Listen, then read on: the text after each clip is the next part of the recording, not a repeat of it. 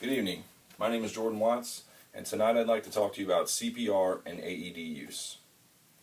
We're going to discuss when it's appropriate to use CPR and AED, what is involved in the process of CPR and equipment used with an AED, and also how someone would go about getting the training and certifications necessary to be proficient in CPR and AED. CPR stands for cardiopulmonary resuscitation, and AED stands for automatic electronic defibrillator. It's basically a mechanical device that delivers a shock to the patient's heart. Cardiac arrest is a medical condition where the body's heart ceases all electrical activity. It also can be a condition where the heart has very minimal electrical activity and it's not enough to sustain survival. The chain of survival is a survival plan for a patient who has gone into cardiac arrest. The first step is early recognition of CPR. So if someone isn't breathing and doesn't have a pulse, you recognize they need CPR, cardiopulmonary resuscitation. Giving that CPR to the patient is the second step in the chain of survival. Early defibrillation is the third step, and early advanced care is the fourth step. 350,000 people die every year from sudden cardiac arrest.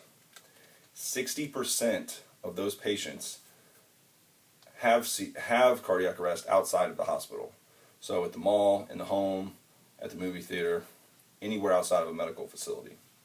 An AED, per American Heart Association statistics, saves approximately 40,000 people every year.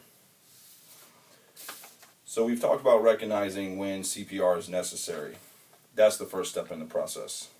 The second step is, again, having someone call 911 and retrieving an AED.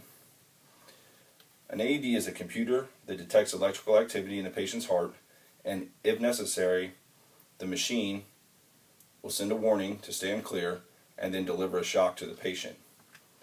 I'm going to show you what an AED looks like.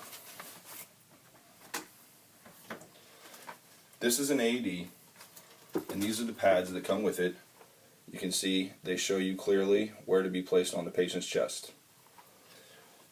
It's a small box, and they're starting to be found in schools, churches, any place where there's a gathering of a lot of people. And that's due because of the statistics of their effectiveness.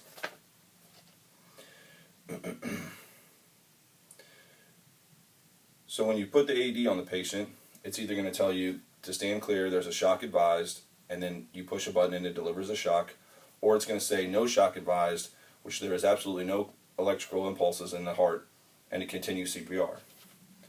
So you continue CPR since you've already called 911 until an ambulance arrives on scene. Since the machine is fully automated, I'd just like to show you really quickly what that means.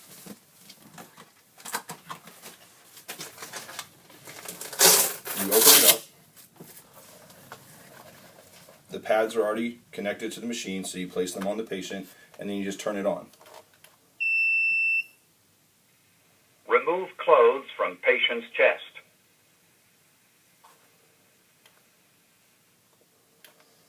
That's just a brief showing of how the machine talks to you. It'll tell you to remove the clothes, place the pads on, don't touch the patient. It's going to analyze the rhythm, and then the machine itself is going to decide whether a shock is advised or to continue CPR. The training necessary to be certified in CPR and AEDs is becoming more accessible to the average citizen. As I said before, it's because of the statistics of how the chain of survival, CPR and AEDs, are saving lives. If you're interested in training and certification, the best thing you can do is contact your local fire department or community health center, and they're going to be able to put you in contact with people that give the training classes, and through the American Heart Association or the Red Cross can administer you a 4-hour class on CPR and AED use. So in conclusion, today we've reviewed when it's appropriate to use CPR, AEDs, learned the chain of survival, and we've also learned the process and equipment involved in CPR and AEDs. and I gave you a little bit of information about how to become certified in AED and CPR.